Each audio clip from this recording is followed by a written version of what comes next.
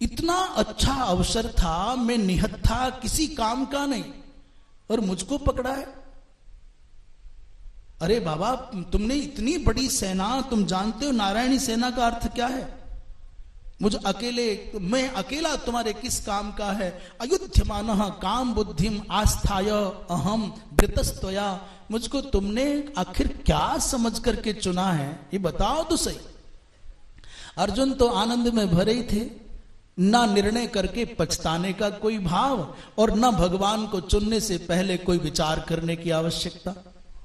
वो तो अपने आप में संतुष्ट हैं। उन्होंने कहा, भगवान आप जहां रहेंगे वहां कीर्ति रहेगी, वहां विजय रहेगी, वहां प्रसन्नता रहेगी। कीर्ति रक्षुण्ण है आपकी, और जहां आप हैं वहीं यश है, वहीं भूति है, वहीं विजय है। और मैं भी यश का आकांक्षी हूं, इसलिए गोविंद मैंने तो निश्चिंत होकर के आपका वरण किया। मैंने कोई तराजू पर तोलना नहीं था कि तोल मोल करना है। मैंने लियो, मीरा जी ने तो लियो तराजू मोल है, अर्थात अपने विवेक की तराजू पर तोल लिया। क्या है क्या उपादेय है, क्या संसार का ये जितना भी प्रकर्ष और उत्कर्ष है, क्या कृष्ण के सम्मुख बराबरी रख पाएगा?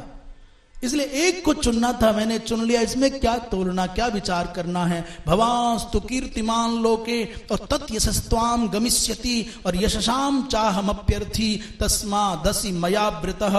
केशव, मेरी चिर अभिलाषा प्रारंभ से थी, बाल्यकाल से। एक दिन ऐसा आए कि मैं रथ में बैठा हूं और आप रथ चलाने वाले सारथी बन जाएं। बाल्यकाल से, चिरकाल से मेरी अभिलाषा थी, और आज आपके यहां रहने पर वो मेरा सपना पूर्ण होने जा रहा है।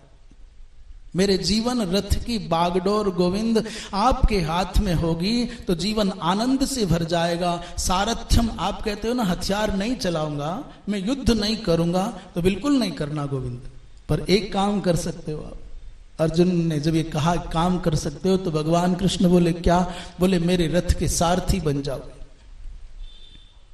मेरे जीवन रथ के आप सारथी हो गए, मेरे विचार की, मेरे विवेक की बागडोर आपके हाथ में हो गई, तो फिर मुझको संसार में कहां दुश्चिंता का सामना करना पड़ेगा। इसलिए गोविंद, सारथ्यंतु तया कार्यम इति में मानसम सदा, और चिर रात्रे सितम कामम तत् भवान कर तुमरहति। भगवान तो आनंद से भर गए। कृष्ण भगवान अर्जुन के इस स्वभाव पर, इस निर्णय पर, इस विचार पर, इस समर्पण, इस विश्वास पर महाराज लट्टू हो गए, और बिना समय गंवाए तुरंत अर्जुन के संग वहीं से धर्मराज के पास आ गए। और जब रथ में बैठे हैं तो रथ कोई और नहीं चला रहा है, भगवान कृष्ण रथ चला रहे हैं, अर्जुन बैठे हुए।